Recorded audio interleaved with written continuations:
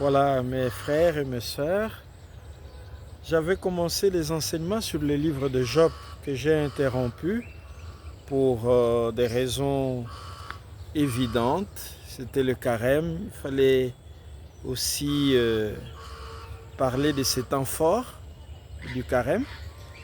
Il y a aussi les livres que j'avais publiés. Je voulais vous faire part de cela. Alors nous allons continuer maintenant les enseignements sur le livre de Job. C'est un livre qui a 42 chapitres.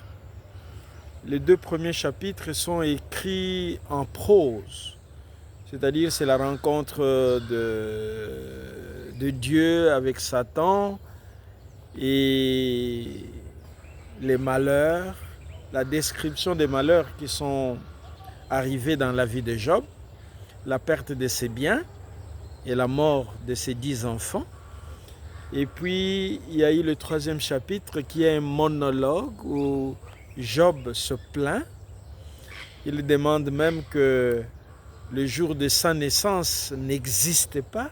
Il maudit le jour de sa naissance.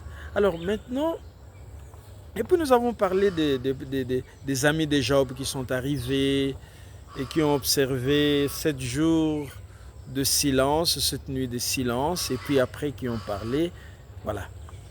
Et j'avais déjà commencé à introduire l'intervention de Elihu, qui est parmi les 3 personnes qui sont venues voir Job. Peut-être que j'étais allé vite en besogne. Mais je voudrais maintenant, après le 3e chapitre, qui est le monologue où Dieu se plaint, où Job se plaint, maintenant aborder un autre long monologue. Monologue, c'est-à-dire quelqu'un parle à lui-même, mais il s'adresse au Seigneur. Compte tenu de la souffrance qu'il est en train d'endurer, alors il se souvient de ce qu'il était avant la souffrance. Donc nous allons,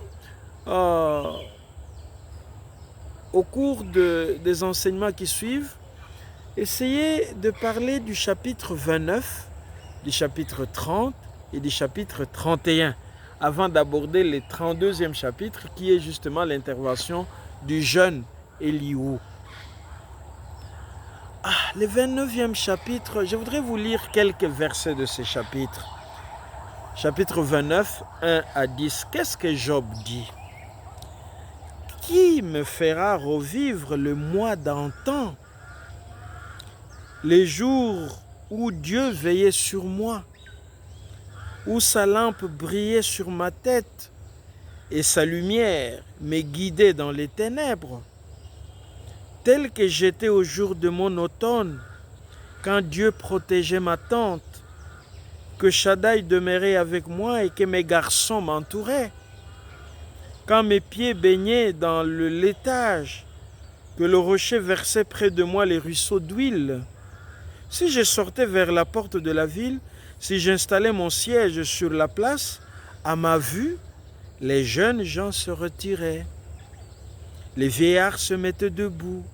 Les notables arrêtaient leur discours et mettaient la main sur leur bouche.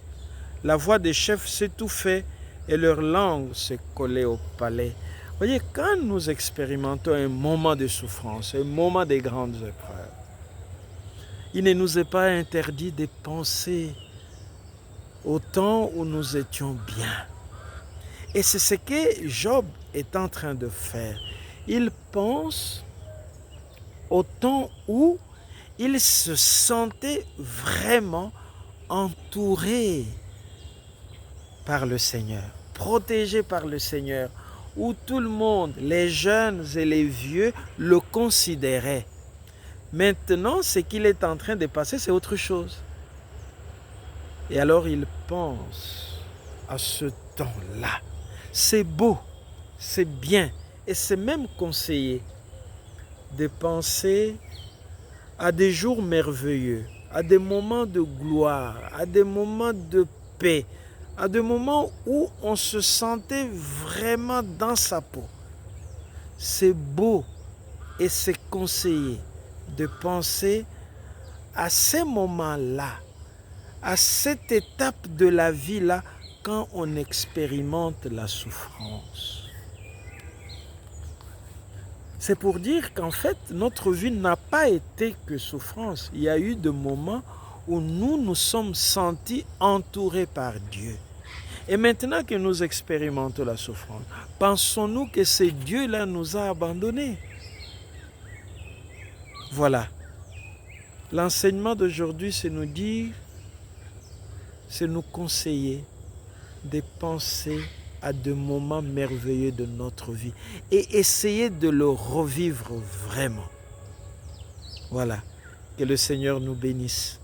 Au nom du Père et du Fils et du Saint-Esprit. Amen.